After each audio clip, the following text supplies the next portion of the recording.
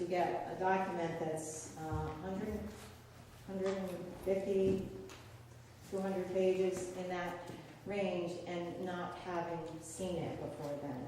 So at least you can say you had the opportunity to read it. So again, I thank you. And now we will go on to our next presentation. Just a moment.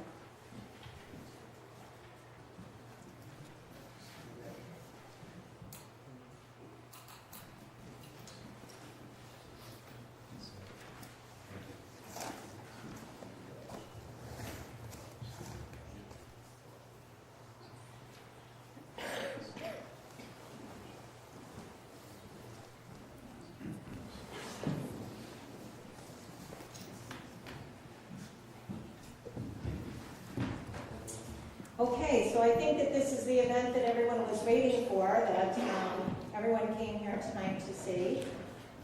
As all of you know, I think it's been decades that we've talked about improvements to Soundview, making that an asset to our community for all to enjoy. And over the past couple of years, actually probably over the past 10 years, there have been a lot of efforts that we can all remember. And I think that we've made some headway. So again, this is something that will go to a town meeting, so we want to give everyone an opportunity to understand what we're voting on. Tonight I have with us Chris from VHB Associates, Chris Faulkner. Chris actually is our liaison with the DOT, Connecticut DOT. And his colleague Dave, and I apologize, I forget your last name, is also with us. And we have Kurt Procherina from BSC Group, which is the engineering firm that was chosen to do the design. The Route 156 bikeway and Soundview improvements. This is our 5th public information session. And we're doing this because we are getting ready to go to a town meeting. As all of you know, Soundview is an integral part of our Old Lyme and its history. Here are some great pictures of the good old days, which I don't know, that doesn't look like it was always so good, but we all know that Soundview has been a wonderful place for people to visit, come down for the summer and enjoy the beach and the warm weather. Soundview is very unique. I don't think I'm telling anyone anything they don't know. It was developed in 1892 by Harry Hilliard, who firmly believed in the public's right to use the beach. It's home to a mix of seasonal and year-round residents. There's a small commercial district, and there's a small public beach which draws thousands of day trippers in the summer. The economic drivers of Soundview, we've got the carousel, which if you've been down there, it's a wonderful historic 1925 Alan Herschel carousel, complete with a brass ring. We've got an ice cream shop, clothing boutique, Viquito's legendary Italian lemon ice. I think Mr. Viquito and his cousin and wife are here. We've got the old school arcade featuring vintage skee-ball. We've got a beach bar. We've got a beach restaurant and bar, Lenny's. I believe Lenny is here tonight. We've got a community center. There are rental properties in that area. We've got 2 convenience stores, 2 takeout food establishments, 2 pizza restaurants, a gas station, and a church. And we do have a vacant commercial block of buildings. I'm happy to report that those properties were actually purchased, and the closing has occurred for the purchasers. So we're very hopeful that we're going to see some great improvements in that area. Back in 2005, the Soundview Design District was formed to form specific zoning regulations for that area.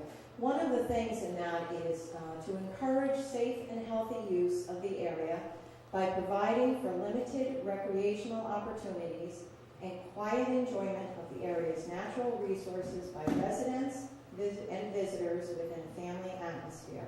and that's directly from that design district zoning regulations. In 2010, the Soundview Commission was formed and began to study ways to creatively improve Soundview, the quality of life, health and safety, commercial, and of course funding opportunities to get all of that done. A firm was hired shortly after its formation to develop a conceptual improvements on Hartford Avenue and the town parking lot. In February 2013, this conceptual plan resulted in an approval of a federal reimbursement grant through the DOT Transportation Alternatives Fund. So why should we care about Soundview? If you were to ask people who live in town, have you been down to Soundview? Unfortunately, you get a lot of people that would say, no, I haven't been there. But it is our public beach. The entire town's public beach, and it is an asset. Our taxes go towards public safety and health, and for improvements. It attracts thousands of visitors to Old Lyme. Many of the problems associated with Soundview, the noise, pollution, traffic, are a result of this attraction. We would like this to be a positive attraction.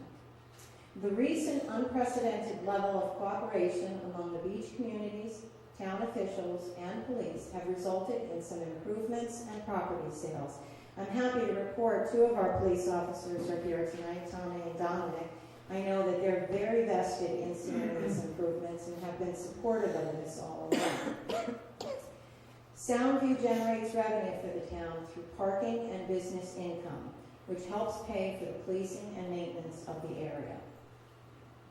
And now I would actually like to turn it over to Kurt, who is going to talk about the plan, or actually the conceptual plan. Good evening. Again, Kurt Bushman from BSC Group. Just a couple of highlights. So this is our project area, Connecticut River, Baldwin Bridge, Route 156. Here's Soundview. So really, here's our project. 2 main components. There's a roadway component, Route 156 and Hartford Avenue. We're going to be looking at making some improvements and studying the ability of those roads to handle bike paths. We want to open this up to bikers. It's a beautiful area, so it's a key component of the project. The second major component is obviously right down at Soundview. We'll blow up. Here's Hartford Avenue. And that's really, next slide, Soundview Park, as we're calling it now. So clearly, with the park being here, the beach, we want to create connection from the park, up Hartford Avenue, out to 156, ultimately connecting up to the Baldwin Bridge area to really open up access to the whole shoreline. It's such a wonderful area. It's going to really tie a lot of things together. So here's a little bit more of a blow-up, just a few highlights of the project. Hartford Avenue, just to get oriented. Some component of parking, at this point undefined. As Bonnie said, this is conceptual at this point. Green space, really this is meant to be a passive kind of park where folks can go and enjoy picnicking and those kinds of things. The design is intended to be very green, so we'll be looking at a lot of stormwater management issues that are very green, using rain gardens and infiltration and those kinds of things. Another key component is a bathroom facility. Historically, Soundview has used portable toilets seasonally. We want to get a permanent facility out there that's made of durable materials, that blends into the area, but that really provides a nice facility for folks using the beach, families, and those kinds of things, probably with an outdoor shower and the like. So that's a quick overview of the park. Again, very conceptual at this stage. As we move through the design process, we're going to be going through a lot of iterations, getting feedback, and arriving at a design that really everybody can be proud of. Next slide.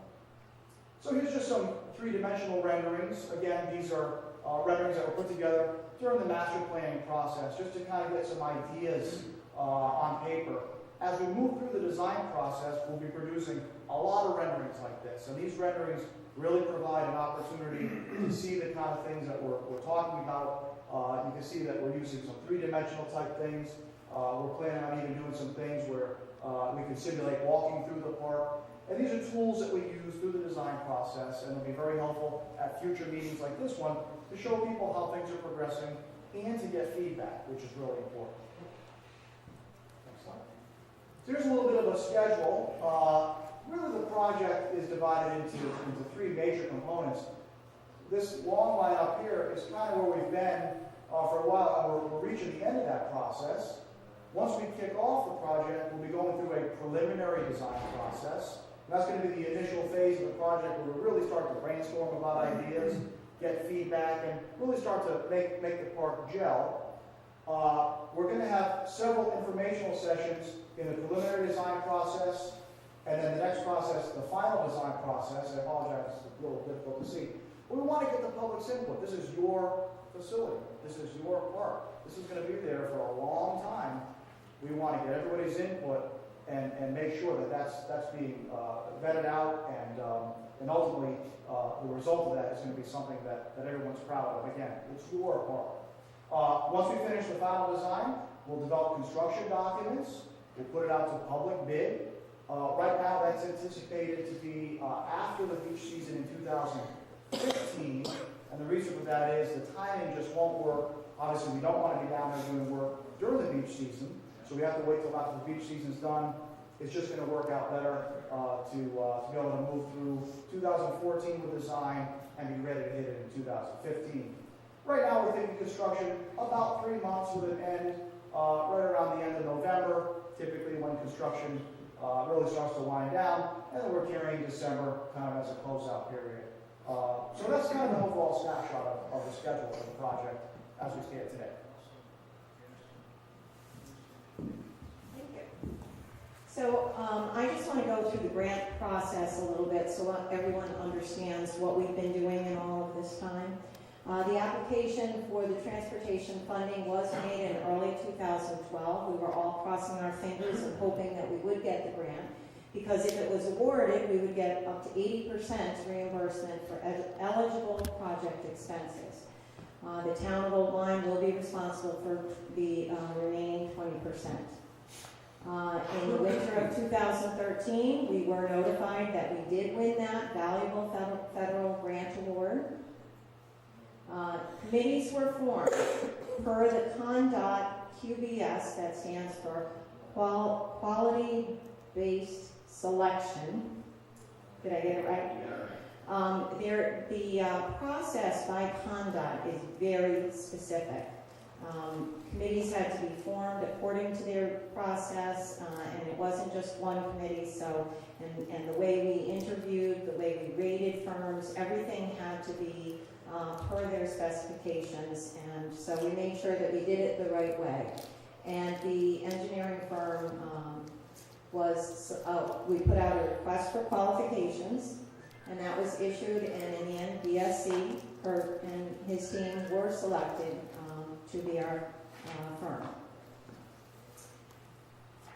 The committee negotiated the scope of work and the total fee with the consultant. So once we selected BSC Group, we sat down and we talked about what we wanted to do. And then we had to put man-hours to all of that. And then we had to talk about price. And then we had to submit that all to CONDOT and make sure that they agreed with all of that. And although it was a lengthy process, it ended up saving us $25,000 by taking the extra time. We had hoped to go to a town meeting before this, but I think it was worth really making sure we were doing it the right way. You can see why having someone like Chris Faulkner is really an asset for us to get this done and make sure we're doing it right, because it is an arduous task. So, the scope of work includes some surveying, permitting, design, construction specifications, bid documents, and an estimate of probable costs for the bikeway and the sound view improvements, including the park and the restrooms. So once those are all done, and I'm told that these specifications are, a good lengthy document, probably more than the design standards that we just went through. But it's quite a job to put those together. But once they are together, we can go out to bid for the actual construction. CONDOT did approve the scope of work and the cost of $135,000 plus a 10% contingency fee for the design and specifications of the project. The total to be approved at a town meeting is $148,500. This comprises phase 1 of this project.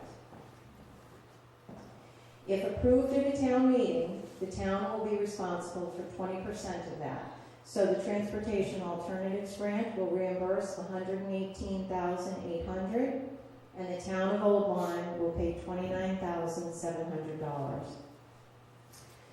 CONDOT will oversee every step of the process, and we will, as Kurt mentioned, we will be having additional public information meetings.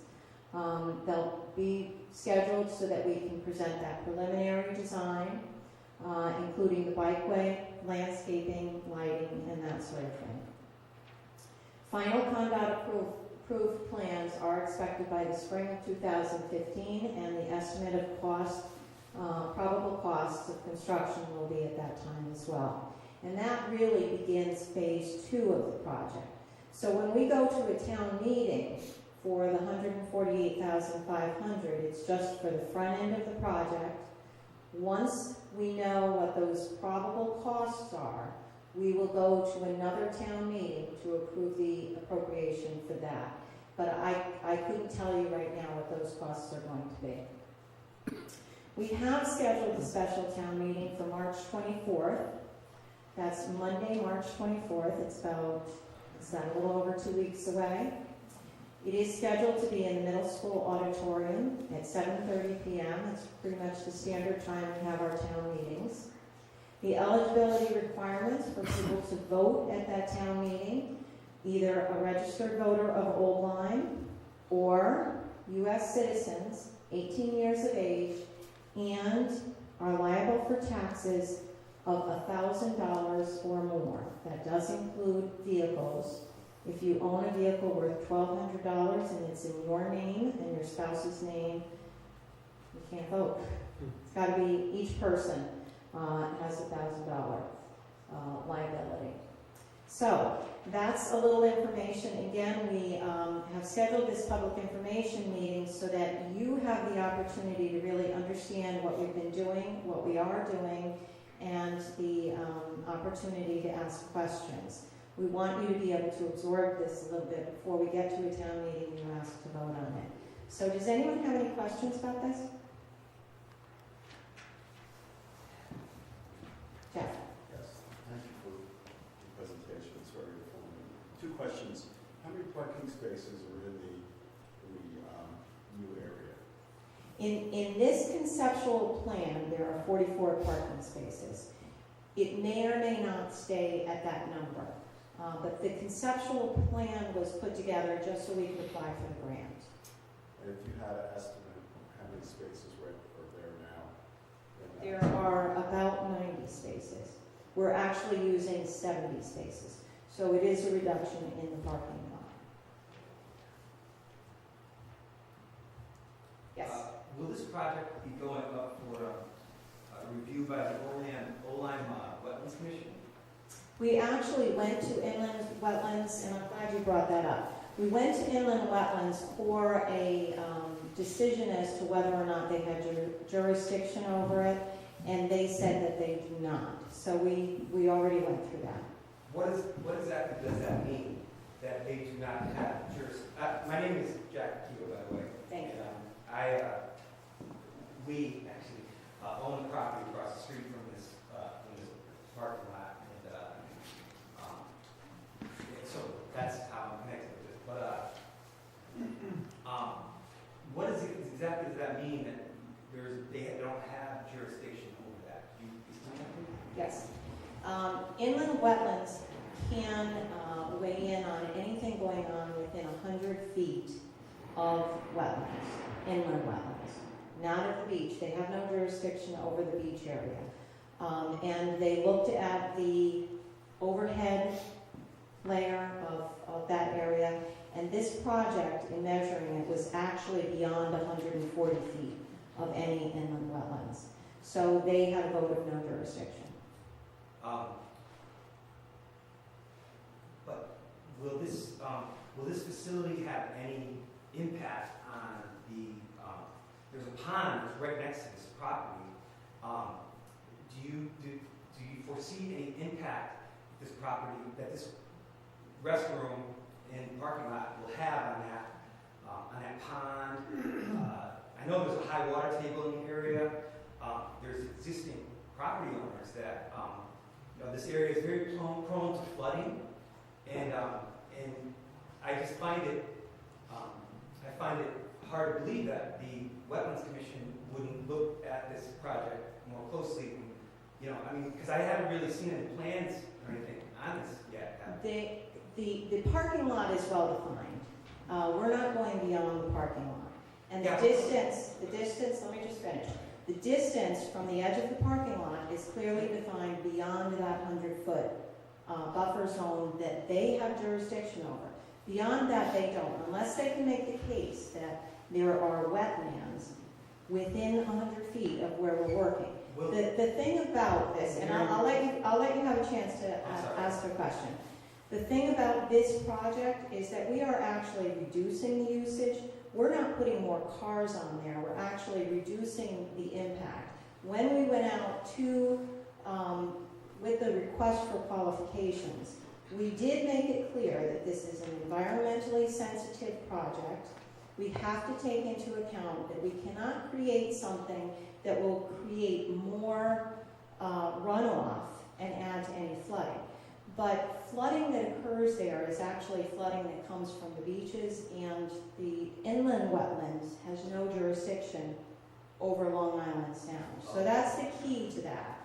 And those are the questions that they had to so answer. this area won't be tested then for wetlands, or if you won't look at the soil as far as seeing where the water table is, and it won't be. Well, let me just say, the original bathrooms that were planned were going to be composting bathrooms, so that would not have affected that wouldn't affect the impact of putting restrooms there, but we're not planning on putting an actual septic system in there because of that high water table. Because there is a wastewater management study, and it looks like that sewers will be going down in there, we will be tying into the sewers with this bathroom, which really is a good thing. It's a far better plan. So that should not be impacted by the high water table.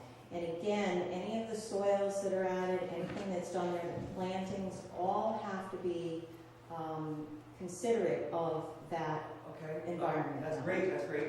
What about the outdoor showers? I heard Mr. Kurt, I'm sorry, your last name. Kurt, Yeah, Proterina. he mentioned Nobody's going to remember. You mentioned something about outdoor showers. I mean, wouldn't that be adding Yeah, to the We're- high we're water not, table no. down here? We're not having outdoor showers. The most that we would have is a little faucet there where you could rinse your feet or something like that. It's just really to Yeah, make but- it a more family-oriented place. Okay. And if that That's were what it a needs. problem, then obviously we couldn't put it in. The area needs it, obviously.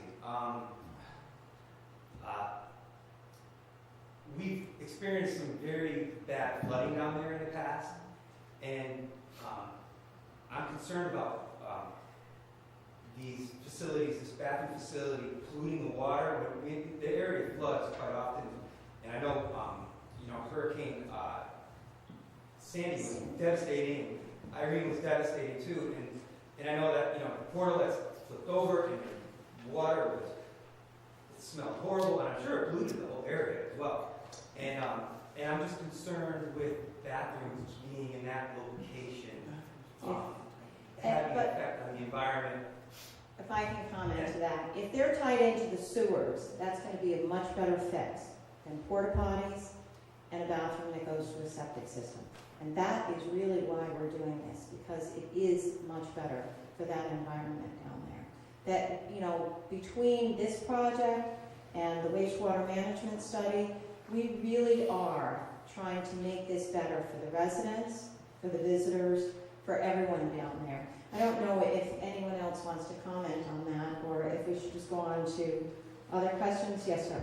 Joe Keto, is there an alternate or another plan put in place to somehow replace the 46 spots that are going to be taken away somehow? Again, this is, what you saw up there was a conceptual plan. we had to put together a conceptual plan in order to apply for the grant. We understand that there are people who have concerns about the parking. That has all been shared with the firm, and it's something that we will be discussing. As Kurt said, this is your project. We want your feedback. We want to keep in touch with you every step of the way, and we want it to be something that really improves the area for residents, for visitors, and for businesses. And I know that the businesses are very interested in that. But I think that we can all agree that for the past 50, 75 years, this area needs to be addressed.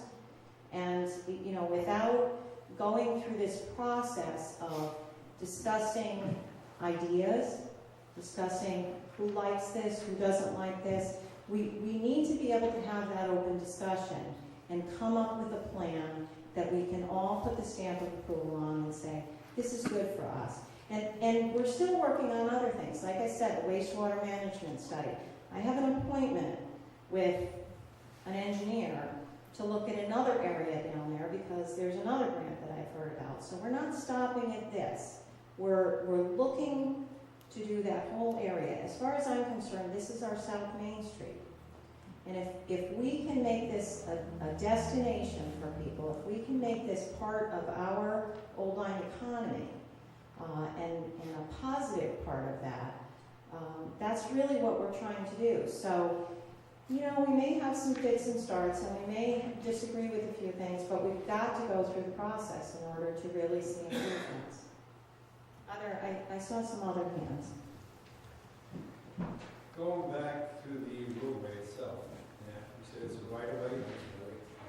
I'm sorry, going back to Larry asked, your right of way in the roadway, Yes. it's going to go from Baldwin Bridge over. Is it, you're saying it's on the road itself? It's not going to infringe on anybody else's property?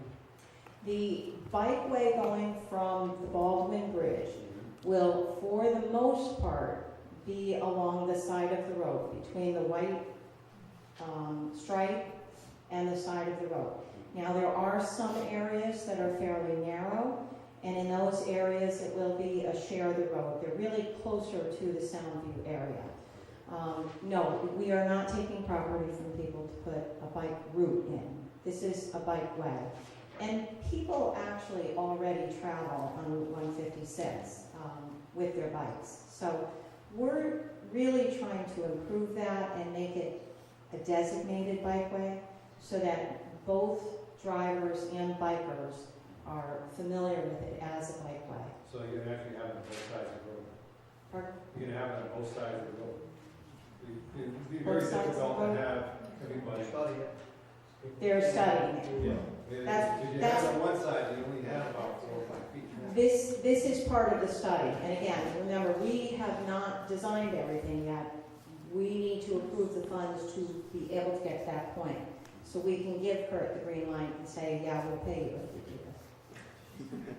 You know, that. Along the lines of speaking of the bikeway, and I couldn't see in the plans clearly, so it may have been there, is there a designated spot for bikes to lock your bikes and in the plans? Our plan is to have a bike rack in the park. Whether or not there would be bike places anywhere else, that would be part of the study. Yes? Couple of quick questions. Number one, there's a lot of foot traffic that comes from the state park area where people legally, illegally park. How are you going, you're gonna have to think about that to get those, like in my area, right, which is Miami Beach area. It's very narrow right there. Where are you gonna put the pedestrians and the bikes? That's gonna be a big issue. Secondly, who's gonna maintain what you put in on Soundview? It's town property, the town will maintain it. I mean, is it going to be maintained on a daily basis as it probably is? I will tell you that, yes, and as a matter of fact, the bathrooms down at White Sand Beach and the bathrooms at Haynes Park now are cleaned daily. Used to be that Parks and Rec did it, it was sort of catch as catch can. We have one vendor who does all of our cleaning. As a matter of fact, she was here earlier. They do all of our cleaning throughout town. If we have an event that something needs cleaning by emergency, we pick up the phone and we call them. I feel that taking care of what we own is important for us to do. It's our obligation as a town. So that would go on the same schedule for cleaning. Any other questions? Yes? How much fill do you plan to bring into that parking lot? I see the pictures, it looks like it's a big mound of dirt. You know, again, that was a conceptual plan, and when we were looking at that plan, we were looking at composting toilets, which needs the height in order to meet certain requirements. Because we're gonna be doing regular bathrooms that go into sewers, one, I can't tell you the answer to that, because I don't know what, if any, needs to come in. And two, we wouldn't know because we haven't done the study yet. We haven't designed it, we haven't done the plans and specs. So that will all be part of future presentations. Yes, Lynn? Last question, this is a monetary question. Who is going to, how are we going to collect the money in a responsible and accountable way in those parking spaces? And how much of it's going to be reserved for town permits versus general public? We actually don't say we're reserving this many for town permits. If you get a beach sticker and you have it on your car and you go down there and there's an available spot, you just park. We don't say you can only park in these spots, you can only park in these spots. So if there's a day that all the town residents go down there and take up all the parking spaces, then everyone gets to park for what you paid for your sticker. Generally, it seems to me that on average, it's probably about between 10 and 20% of town residents who park down there, and the other spaces are actually pay spaces. We are actually going to, this summer, hopefully at the next town meeting on March 24th, we will also approve an appropriation for $13,000 to put a kiosk in the parking lot. So rather than collecting funds by young people and having all of that money there, which is something that we've been concerned about, we hopefully, if this is approved, so I hope you'll all come out and approve this that night, we will have a third kiosk. And it's really terrific because Tommy Heinsohn actually is the one that goes down to the kiosks. He unlocks it, takes out a lockbox, replaces it with an empty lockbox, and then it all comes, never is unlocked, it all comes to town hall, very secure. You know, it really is the right way to do things. So that's our plan for this summer. Even though the project won't be done, we feel we want to collect money in a responsible way. So, thank you. Anyone else? Lenny? I have a couple quick questions. Kurt had talked about studying the feasibility of having a bikeway on 156 and down Hartford Avenue. If that study isn't done yet, if for some reason it's not feasible to have a bikeway on those roads, does the funding for this project disappear through transportation and departments? We actually, first of all, it is feasible to do it because, especially on Hartford Avenue, we do a shared road, Right. which, you know, you do your markings and all of that. We have up until the preliminary design, the public information meeting with preliminary design to decide whether we're going to move forward or not. So there are certain requirements that we have to meet, and we'll speak to those as we move forward. But yes, we have a drop dead date that we have to say we're still moving forward in order to get the grant money. And, you know, we'll be responsible and make sure we meet those requirements. Okay. Okay? That was one of my concerns was the narrow road, both in certain spots on 156 and on Hartford Avenue, because we now have diagonal parking on one side. So if you're gonna have bikes go up and down both sides, it becomes an issue where is there enough room to have one car and a bike and pedestrians all traveling north? That's why I'm not planning it. And he is. That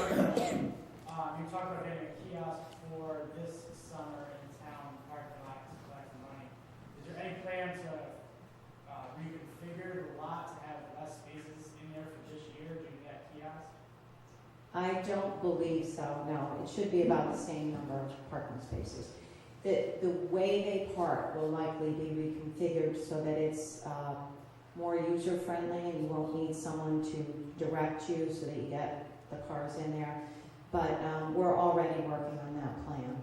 So there will be a reconfiguration of the, I expect so, yes. but there won't be any reduction in space. I can answer that question better after I say the reconfiguration. But preliminary discussions, if there's a loss, you're talking about one or two. There may be a gain. I'm not really sure. Okay. All right? Well, I want to thank you all for coming out tonight. Please, as a reminder, I hope that you will support this and come out on Monday, March 24th and approve this. There are a few other things on that meeting. We're going to be doing the design standards that night. We're going to be doing the kiosk. We have an item on the agenda for a small amendment to our housing ordinance so that we allow an appeals process, which really needs to be taken care of so that we can make sure that you have the appeals process that you need. And we will be approving funds for the boathouse steep grant. Just very quickly, I won't keep you much longer, but we also got a grant for $478,000 to expand our boathouse at Haynes Park and do some improvements there as well. And even though this money is a grant, the town has to approve spending of the money. So we hope that you see fit to approve that as well. It won't be affecting your taxes. And then finally, we are going to have an update on the wastewater management study. We hope to have some comments back from Deep on it and be able to share those with you. So thank you very much for coming out tonight. We'll see you on the 24th.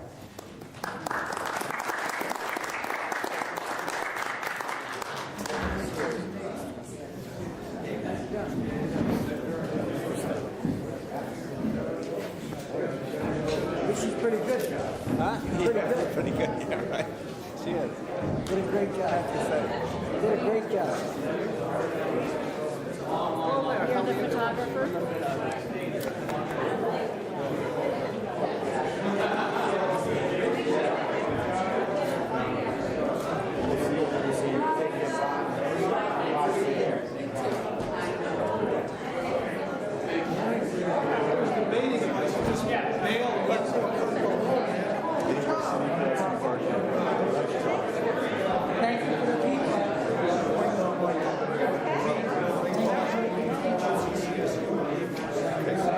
Turn that off now. Very nice. Well, good morning. What a fine Saturday morning it is out there. I want to thank you all for coming today and hearing our presentation on the Natural Hazards Mitigation Plan for Old Lyme. Back in 2000, there was a law passed that requires towns to adopt a natural hazards mitigation plan because mitigating for natural hazards is far less expensive than paying for the damage that's done afterwards. We are very lucky to have our local regional planning agency that is helping us with this plan. Back in 2006, CREPA, known as the Connecticut River Estuary Regional Planning Agency, did help the 9 towns adopt a regional plan. And that regional plan is supposed to be updated every 5 years. With all of the disasters that we have had, and I don't think I need to tell anyone about them, Hurricane Irene and Storm Sandy, it makes sense that each town has their own natural hazards mitigation plan.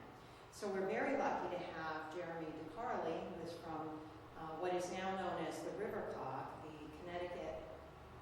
Lower Connecticut River Estuary Valley, Lower Connecticut River Valley Regional Planning Agency, and Council of Governments. And we call it the River Cog, which is far more simple. But Jeremy DeCarly has really helped us with our natural hazards mitigation plan, working very hard on it, and actually presented it to our planning commission. The planning commission did recommend that a committee be formed to review it and make sure that things were the way we needed them to be for our town. The committee is made up of several individuals. Of course, Jeremy DeCarly is helping us with it. Ed Adante, our superintendent of public works, is on it. John Flower, who is our building inspector. Dave Roberge, our emergency management director. Kim Barrows, who is a staff member in the land use department. And we have Harry Plout, who serves on the planning commission, and also Ellie Zarnowski, who is from flood and erosion control, and they also serve on other committees and commissions. So we really appreciate the work that they've put into this plan. The document is well over 125 pages, and it can be found on our website at www.oakline-ct.gov. You can click on current projects and then click on the natural hazards mitigation plan. You will find the plan there that you can review. You will also see that there's a survey, and I encourage you all to take the survey because we're trying to get as much data as we can from people who live in the area. Included in that, there's also a timeline that discusses how we have to go about getting this plan adopted by the town. Part of the timeline includes submitting this to the Connecticut DEEP, getting their approval, and then to FEMA for their approval. And once that's all done, the town has to adopt the plan at a town meeting. So without further ado, I'm going to introduce Jeremy DeCarly, who is going to review the plan. Again, you can get this on our website so you can look at it closely and send comments to us so you can help us make this the best document for our town. So Jeremy DeCarly from the River Pod, thank you for being here. Thank you very much. Good morning, everyone. As Bonnie said, I will try to run through the old line plan as best I can and not go into too much detail, but give you enough so that you're interested to go and check out the plan for yourself and take our survey. So, as Bonnie said, I'm with the Lower Connecticut River Valley Council of Governments. That was born out of a merger between the Connecticut River Estuary Regional Planning Agency and the Mid-State Regional Planning Agency, which was for the northern end of Middlesex County. So we're now a 17-town region. Just before that merger, the CRERPA region applied for and was awarded a grant to update the natural hazard mitigation plan for the 9 towns of that region. And that grant came through the Department of Energy and Environmental Protection, which is why you see their logo up there. In the future, these grants will be overseen by the Department of Emergency Management and Homeland Security, which is why that logo is up there. And the ultimate body that needs to approve these plans is FEMA, and that's why their logo is up there on the front. So just so you have a little background of where these plans come from. So overview of hazards. The Natural Hazard Mitigation Plan for the town of